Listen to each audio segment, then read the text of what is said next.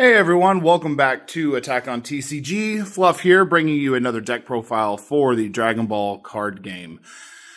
World Martial Arts Tournament's been out for about a week and a half now. Super Saiyan 3's been gone for about a week now. So, kind of looking forward to the future of the game. I decided to maybe try something a little different today with the Trunks leader. It is a blue leader, but I'm not really taking advantage of the fact that it's blue, except for in a couple circumstances. I made a couple interesting choices for this deck. Hopefully, you guys will like it. The deck's been a lot of fun to play. I don't know, compared to how the format's going to roll, if this deck is going to be top tier, but the deck is strong. It moves fast. It's got a lot of power to it. Into the Trunks leader, though, we've got once per turn, when you combo with a card that has an energy cost of 2 or more, draw 1 card. And then when he awakens, draw 2 and flip him over. The reverse is exactly the same. When you combo with an energy cost of 2 or more, draw 1 card. But also now when he attacks, you draw 1 card. This deck draws pretty fast. It moves pretty fast. It's pretty low energy aggression, which may not survive post-miraculous survival in November, but there's only one way to find out. So I guess at that point, we're going to kind of step aside, set the leader to the side, and move on to the rest of the deck profile. We are running 3 Super Saiyan Cava here. No explanation needed, I believe. Attack 1, take 1 from your life. He gains 10,000 and double strike for the turn. It's kind of clutch for early game aggression, especially if you're trying to finish your opponent off early. Now that the format is slowing down, this can be a real toughie to do if you don't want to give your opponent a lot of card advantage and you want to move the game a little bit slower. But I still like him. It's a good, solid 1-drop. He's good at any state of the game as long as you've got the life to run him. That's why we only ran him at 3. And then we're running 4 of the Intensifying Power Trunks. This guy's pretty standard in low energy aggressive red decks. When he attacks, take 1 from life. He gets 10,000, gains critical. This guy's awesome. Critical, probably the best offensive ability in the game as far as offense goes. He's awesome with multiple cards in the decks. We do run the chain attack Trunks, as you'll see later. But this is probably the low-level MVP of the deck. I really love this guy. We play him at 4. Out of the World Martial Arts Tournament, we're taking 4 of the heroic Duo Vidal. It's the same thing that Roshi for yellow was. You can counterattack, negate the attack by paying her cost, playing her from hand. She's absolutely awesome. I opt to run this and another card as the negates in this deck. She's a combo body if you don't need the negate, or if you negate, you can combo with her afterwards. It's just a lot of utility that a lot of the other negates don't offer in the game right now. I'm so glad that red got something like this. Hopefully we'll see something for green or blue moving forward. We're running the Hidden Power East Supreme Kai. This is exactly like the Champa that we had before, but I wanted to kind of give a little bit of highlight to the World Martial Arts stuff in this deck. So when you combo with him, it's 1 energy, gains 10,000, and a battle card of your choice on your field or your leader gains double strike. This is awesome for pushing late game. It puts a lot of pressure on your opponent if maybe they weren't expecting it. I expect to see this gain a lot of attention now that the format has kind of slowed down to this. This paired with a card that has critical, we run a few of them, just works absolutely wonderfully. Then we run 2 of the free drop blocker Bodyguard Logic. Kind of moving into the idea, I don't play any extra cards in this deck, so I wanted extra defenses. I wanted to add more of these, but they're really situational. They can only be dropped turn 1, or if you're trying to recover. But we can play these off of the chain attack Trunks if need be later on. So this guy's just awesome. 15,000, 3-drop blocker. Permanent if you have no battle cards and your opponent has battle cards, you can free drop him. It's pretty awesome. Like I said, I would make room for more if I knew what to take out, but do love this card. Then we run 2 of the burst attacks on Gohan. This is one of our targets for the chain attack trunks. He falls under that. So you play chain attack trunks, drop the burst attacks on Gohan. If you combo with him with the Kai, he becomes a double strike 25 critical. It's really powerful to go through just being able to hit critical. And then on top of that, if your hand is low, you get to draw 2 cards when he attacks. So a lot of the stuff that came out of World Martial Arts Tournament and even Cell coming back into play now, modulating your hand size, this helps to kind of recover if your opponent decides to hit your hand really hard. I would probably play more of these if I had them. I would probably move this up to 3 or even 4, but 2 is what we've got. So we're going to go to war with the gun we've got, not the gun we want. Then we play Pride and Justice Topo. This guy's awesome. If you or your opponent's life are at, it's not life, it's attack of leader. If the leader's at 15,000 or more, his energy cost is decreased by 2. You can play him. He can attack and destroy a battle card and switch himself back to active mode. But more importantly than that, he becomes a negate attacker that becomes a pretty substantial body at 20,000 on subsequent turns. So this with the Vidal are the negates of this deck. We don't really use Whis' Coercion. We don't use the Unending Awakening Son Gohan or whatever the red negate is. Sorry, I don't know that one off the top of my head. But this guy's pretty awesome in his own right. I love Pride and Justice Topo. Prior to the Vidal, I would have probably run him at 4. But right now we're running him at 3. It makes him really aggressive. We see him when we need him.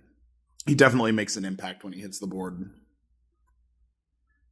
Then we're playing the 3 chain attack trunks. I debated playing this at 4, but at 4, I feel like you see them too much. At 3, you almost don't see them enough.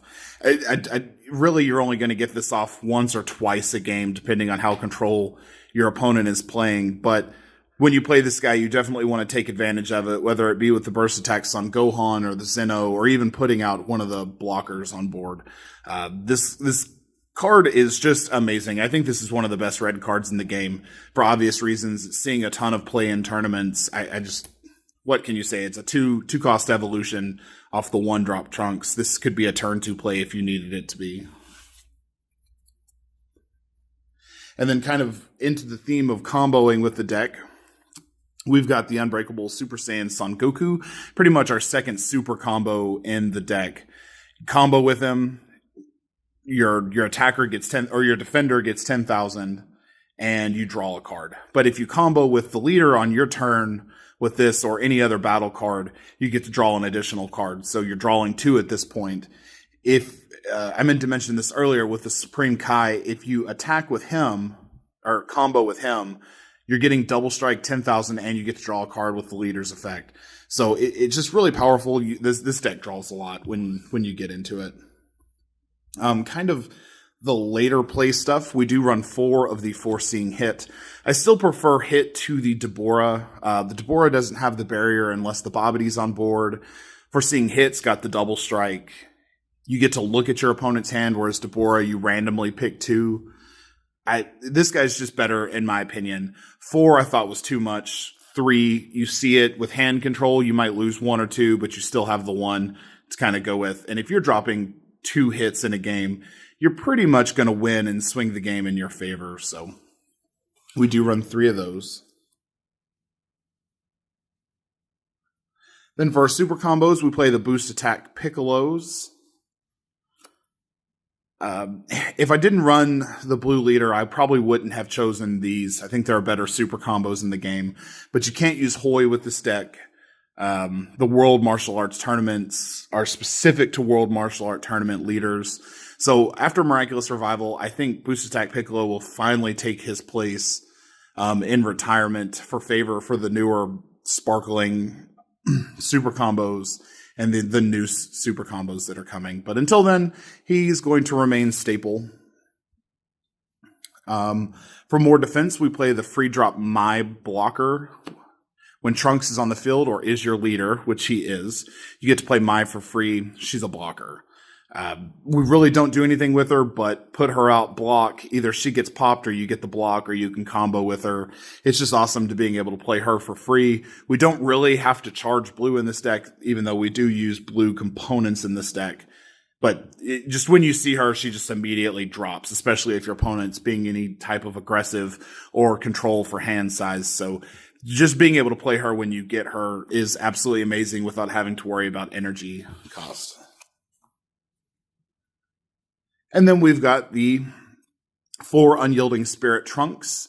This guy is absolutely staple in blue stuff, and even better in this deck because when you combo with him, not only do you retap an energy, but if you haven't done it already that turn, your leader gets to draw a card. So this card is even better in this deck, especially considering we're not running Sensu Beans, we're not running Whis' Coercion. The ability to have a free energy for the negates or play extension is absolutely critical, and in this deck, he does it better than I think he does in any other deck. Just because with the leader, you get hand advantage plus energy advantage. Then onto the primary chain attack Trunks target, we've got Zeno, the Plain God. Field resets when he plays. If you've got a hit on board after just hitting the hand, or your opponent has hit your hand really hard and you need to restack your hand and you've got this play available, it's absolutely amazing.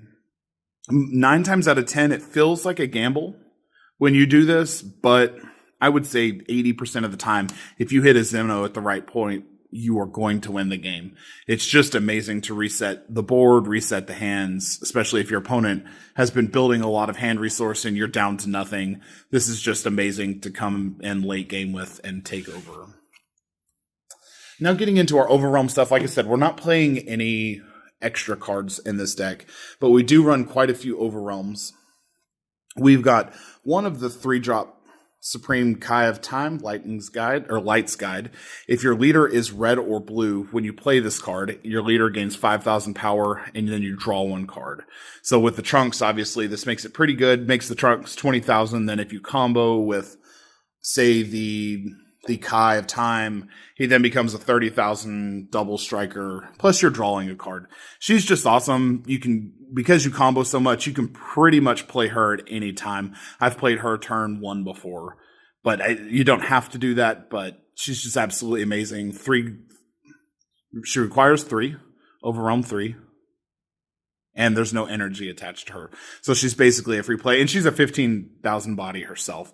So just absolutely good in her own right. Then we do play 2 of the Masked Saiyan, the Mysterious Warriors. These are awesome for swarm decks or decks that like to control the board with a lot of presence. It doesn't hit blockers, but it does hit a lot of those like pesky 1 and 2 drops that they like to swarm and try to take over. Veggies really lose hard to this guy. He's 1 energy, Overwhelm 5. He's got double strike himself. Just an awesome card. No reason not to play him.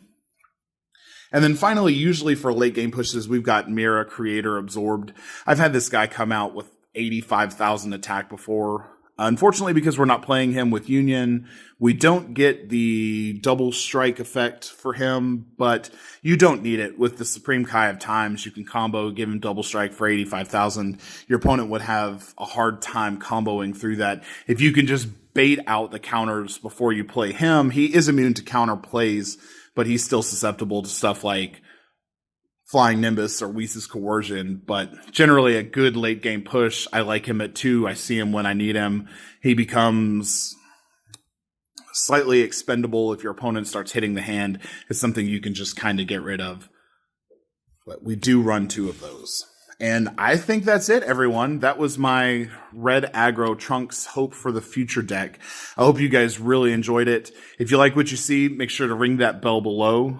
Leave us a comment and give us a subscribe.